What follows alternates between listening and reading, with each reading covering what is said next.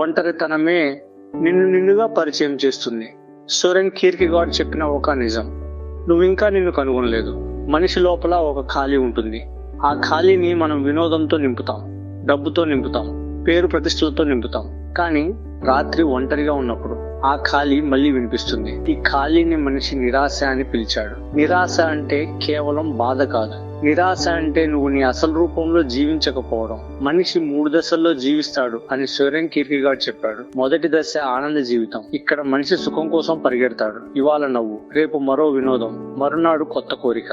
ఇది తాత్కాలిక మత్తు. ఈ దశలో మనిషి బయట సంతోషంగా ఉంటాడు కానీ లోపల బలహీనుడు. రెండవ దశ నైతిక జీవితం. ఇక్కడ అతను బాధ్యత తీసుకుంటాడు, మంచి చెడు అర్థం చేసుకుంటాడు, కర్తవ్యాన్ని గౌరవిస్తాడు. ఇది గౌరవప్రదమైన దశ.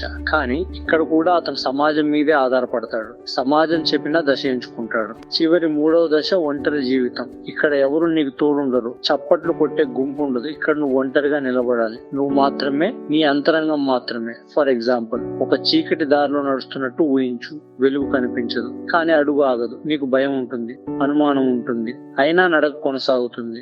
అదే ఒంటరితనంలో ఉన్న విశ్వాస జీవితం. కీర్కెగార్డ్ గట్టిగా చెప్పాడు, గుంపు అబద్ధం, గుంపులో నీ స్వరం మాయమవుతుంది. నువ్వు ఒంటరిగా ఉన్నప్పుడు మాత్రమే నీ అసలు స్వరం వినిపిస్తుంది.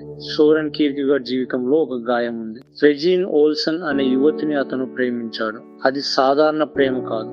ఆమెతో జీవితం నిర్మించుకునే అవకాశం అతనికి ఉంది. కానీ అతని అంతరంగం మరో దారిని చూపించింది. తన ఫిలాసఫీ కోసం, తన ఆత్మ పిలుపు కోసం ఆమెను దూరం చేశాడు. ఆ నిర్ణయం అతనిని జనాల మధ్య ఉన్న ఒంటరిగా నిలబెట్టింది. ఆ బాధ అతన్ని బలహీనుడిగా చేయలేదు. ఆ ఒంటరితనం అతని లోతైన మనిషిగా మార్చింది. సోరెన్ కీర్కెగార్డ్ గ్రహించాడు, ఒంటరితనమే మనిషిని నిజంగా మలుస్తుంది. గుంపు నీకు ధైర్యం ఇస్తుంది, కానీ ఒంటరితనం నీకు నిజం చూపిస్తుంది. ఆ ప్రేమను కోల్పోయిన తర్వాత అతను తనలోకి మరింత లోతుగా దిగిపోయాడు. అక్కడ అతను కనుగొన్నది బాధ కాదు, అక్కడ అతను కనుగొన్నది తన అసలు స్వరం. అలా అతని ఒంటరితనం తన ఫిలాసఫీగా మారింది. అతని బాధ అతని బలమైంది. నువ్వు ఎంచుకున్న మార్గమే నీ జీవితం. బాధను అంగీకరిస్తే నువ్వు లోతైన మనిషివి అవుతావు. నీ ఒంటరితనం నీ బలం, నీ భయం నీ మార్గదర్శి, నీ నిరాశ నీ మార్పు. సోరెన్ కీర్కెగార్డ్ ఫిలాసఫీ చెప్పిన ఒంటరి పిలుపు.